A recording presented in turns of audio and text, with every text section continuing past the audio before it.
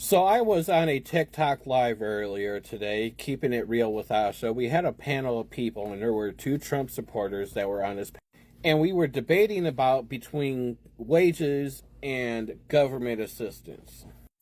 The Trump supporters believe that we should have very extremely limited government assistance, and it should only be tailored to those that are severely disabled.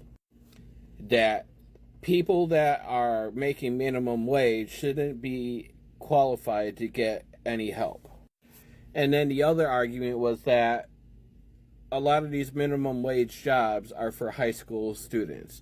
So I sat there and I rebutted against them. I was like, well, what hours do high school students go to school from? And typically it's around 7:30 a.m., give or take a little, to around 3:30 p.m., give or take a little. So if the high school students are going to school during those hours, who's working at Walmart, Meijer, McDonald's, Subway, Burger King, Arby's, Steak and Shake, warehouse work, factory work, this work? Are these jobs just shutting down during those hours and only opening when high schoolers get out of school? And even once these high schoolers do get out of school, here they typically only work part-time here, about 2 to 4 hours a day. So using that here is logic here is that imagine having Walmart or Meijer's only open for 2 to 4 hours a day. One, that's going to create a massive line of people from within the store all the way out the store. Imagine living in a city that has over 800,000 people in it. And out of those 800,000 here, per day, they get around 120,000. Out of those 120,000 people, not everybody's going to be served here because people have to go stroll around and look for what they're going to shop for and stuff like that. And then you also have to be checked out. So that means the people that were not served in those 2 to 4 hour time frame here, it's going to have to come back the next day if they have time to do that. And even then, it's not guaranteed that they're going to be able to get a spot to go shop at.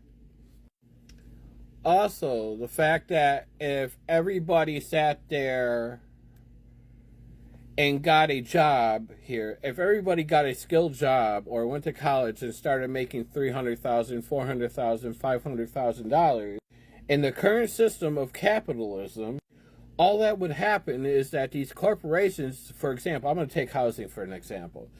That $300,000 house, if everybody was making $300,000, the current system of capitalism that we have would sit there and take that $300,000 house and move it up to $6, $7, $8 million or more. The issue with, wages should keep up with the pace of the cost of living here. These Trump supporters want people off welfare, and the best way to get people off welfare is to guarantee that they have a job that pays them enough money that they can live basically. If a person wants to work at McDonald's working 40 to 50 hours a week, then they should make enough money to be able to live basically.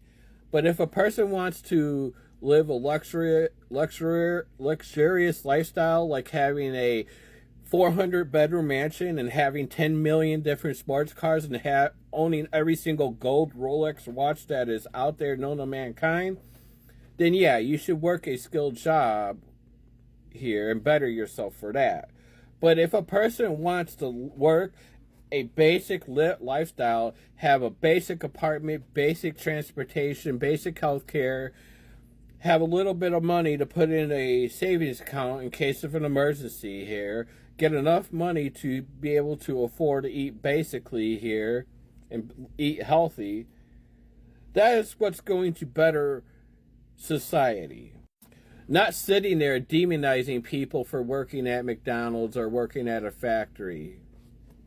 Even my dad, who's a boomer, realizes this, and he says some of the same things as these Trump supporters does, but he's not as bad with it. He believes that anybody that works 40 hours should not be struggling, and that if you take care of people, people will take care of the company.